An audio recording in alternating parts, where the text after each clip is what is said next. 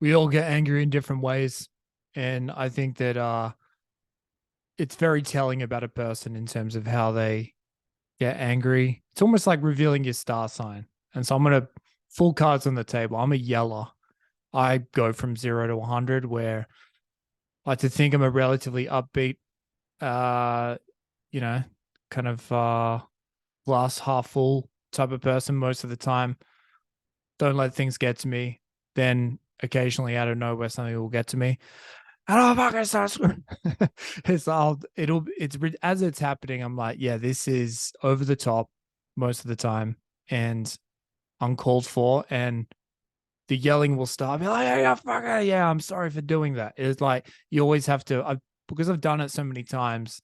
And as a younger man, I'd stick to my guns and I would yell and then realize I was completely overreacting and I was creating more of a problem for myself.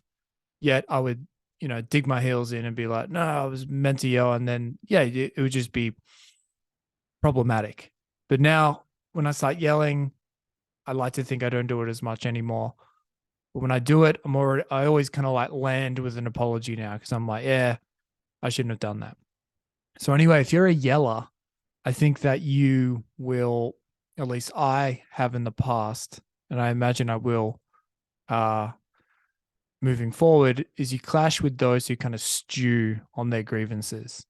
And what I've noticed myself doing is that they're like, I don't know, I don't buy into any of the star sign bullshit, but it's like, when you talk to one of those space cadets and they're like, yeah, that's why Libras and Aquarius kind of like they sometimes reach an impasse that will take several years for them to figure out.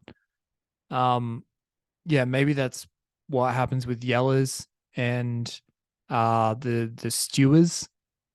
Because when I sense that someone is like, okay, step one, you're like, they've got a bee in their bonnet.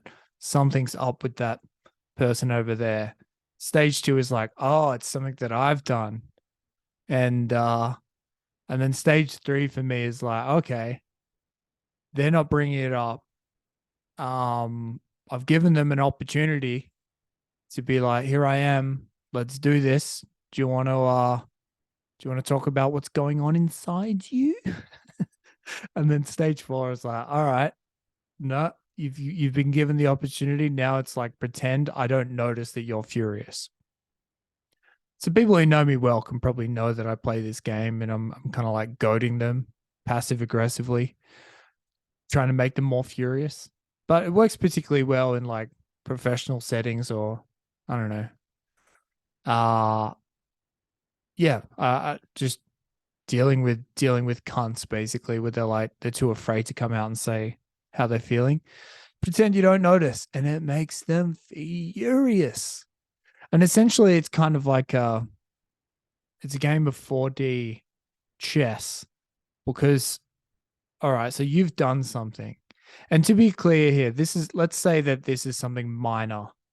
Let's say if you've been an absolute dog cunt and you've really done something heinous, then you can't go along and be like, I don't know why you're angry at me.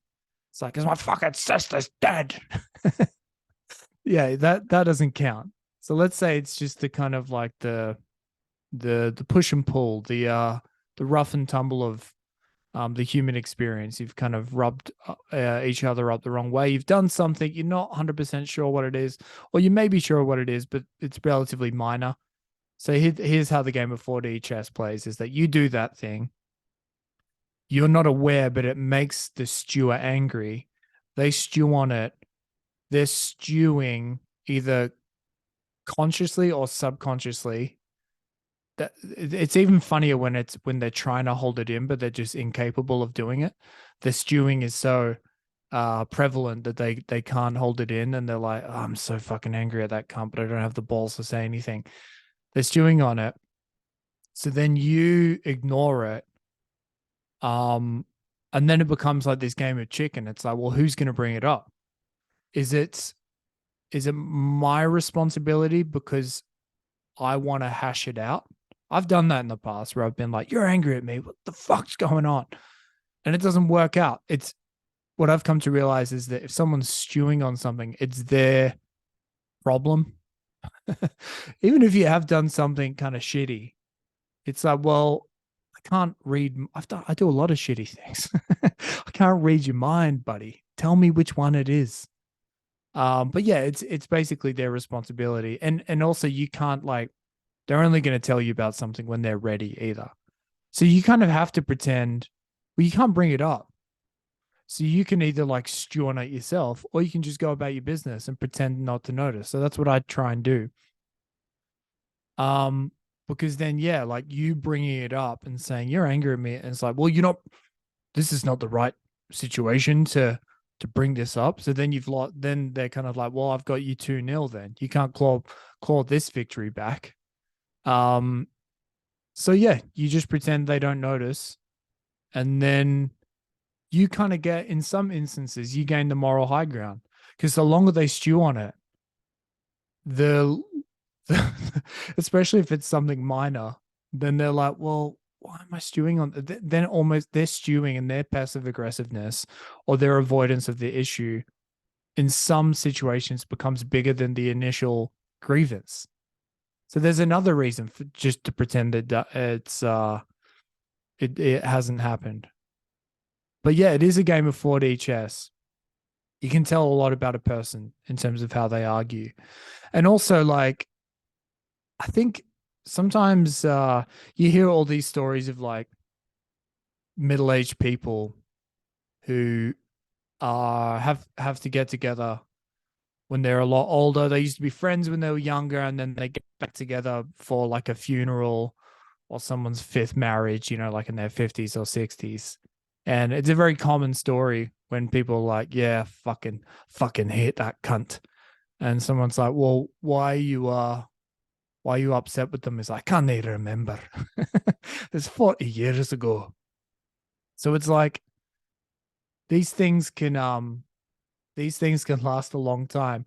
But I think it also they can just be like insignificant after a while as well. So why would you if you've got a stewer if you're a yeller and you've got a stewer on your hands, they could kind it's like yeah, it's almost like you want other people to argue in the same way that you argue.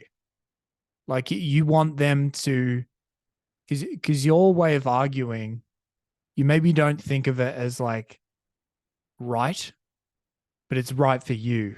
So you're like, this is how my brain processes conflict. Why can't your brain process conflict in the same way? And I think sometimes it's just never going to happen. Like you can try and meet someone in the middle, but then you'll probably have like the same type of argument again and again and again because you're just like processing the conflict differently every single time.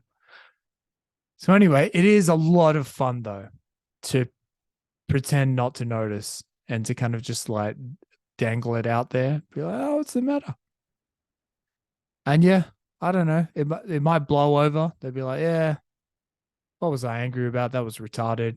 Or they could ignore you for 40 years because it was like they did because they wanted you to yell at them 5 minutes after the stewing began. Oh, life is funny, folks. All right. Catch you on the next one.